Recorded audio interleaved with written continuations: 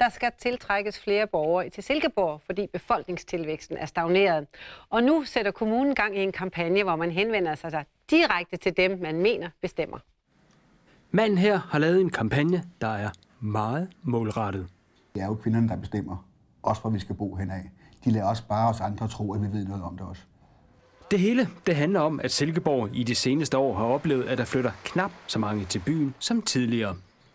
Derfor nu en kampagne, der kun er målrettet kvinder i andre byer. De skal så trække hele deres familie til byen. Er det kvinderne, der bestemmer? Ja, det er det. Det kan jeg roligt sige. Det er det. Min mor gør i hvert fald derhjemme.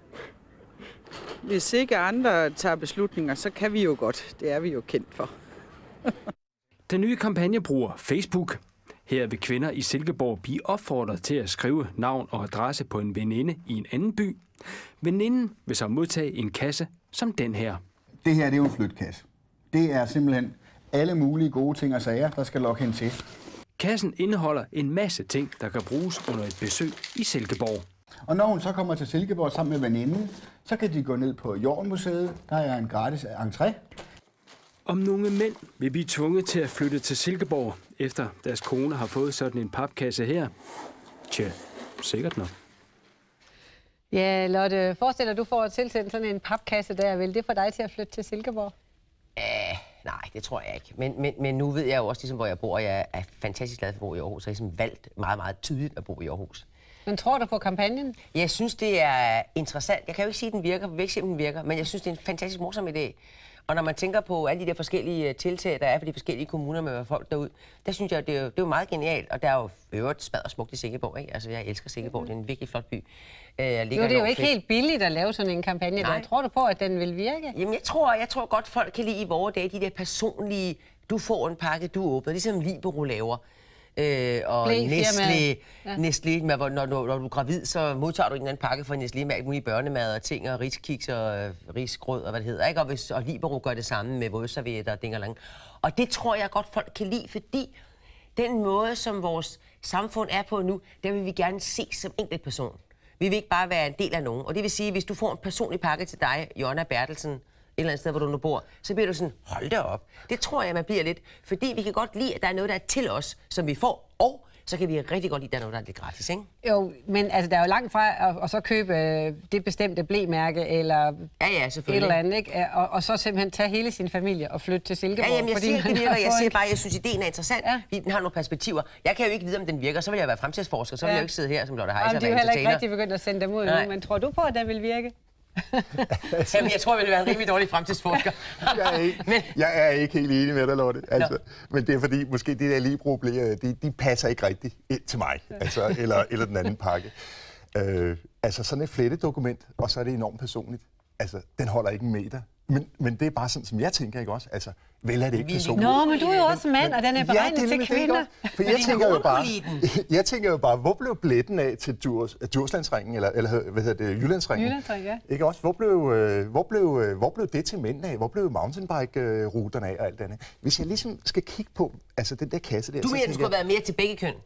Ja, nej, men den er jo målrettet til kvinderne, ikke også? Men jeg siger bare, hvad er det for kvinder? Og det er ikke for at tale hverken ned eller op, eller noget som helst, men bare at sige, jeg ser en sut, jeg ser en kaffekrus, jeg ser et besøg på kunstmuseum, og jeg ser en lyserød indpakning. Altså, den er jo også til kvinder, så på den måde er den super målrettet.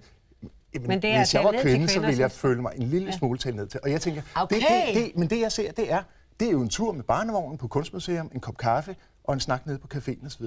Altså, og det er jo fair nok. Jeg tror bare ikke, det får nogen til at flytte dertil. Men jeg synes, det er i øvrigt er fint, at kommunerne begynder at gøre reklame for, at man kan bo der. Altså, og det gælder alle kommuner. Alle har jo noget at byde på. Som du selv sagde, Silkeborg er et fantastisk sted. Men det vil sige, det du siger, det er et rigtig café-latte-segment, som man... det er det, jeg ser, det kulturelle med caféerne. Hvis jeg skal være lidt stereotyp, og det er et meget stereotyp billede, det der, synes jeg, det er. Og fair nok. Og så bruge Facebook. Altså, den sidder lige i øjet, ikke også? Altså, så på den måde, så er det jo ikke fletdokument, det er jo Facebook.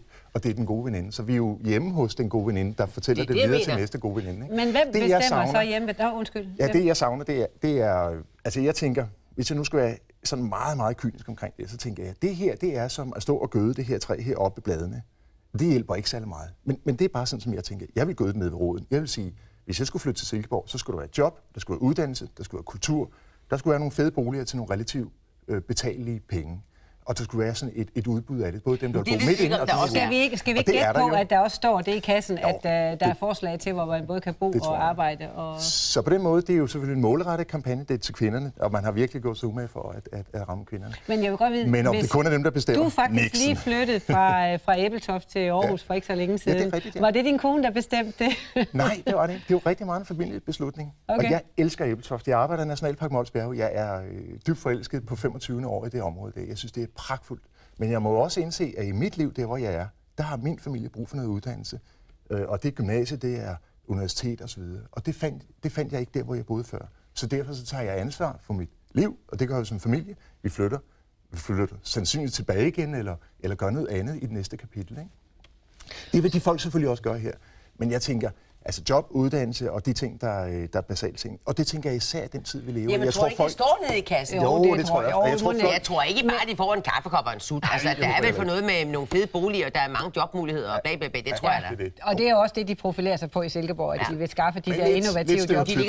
Men det der med den lyserøde farve, man skal have den på, når man skal henvende sig til kvinder, hvordan har du det med det? Nu kan jeg personligt ikke fordrage lyserød. Så jeg vil nok have lavet en anden farve, hvis det var mig, der var... hvad hedder sådan noget, reklamemand. Men der er jo mange reklamebureauer, som tænker utroligt stereotypt, selvom de selv synes, de smadrer innovative og døde nytænkende. Ja. Altså, jeg synes, det ligner sådan en anden brystkræftkampagne.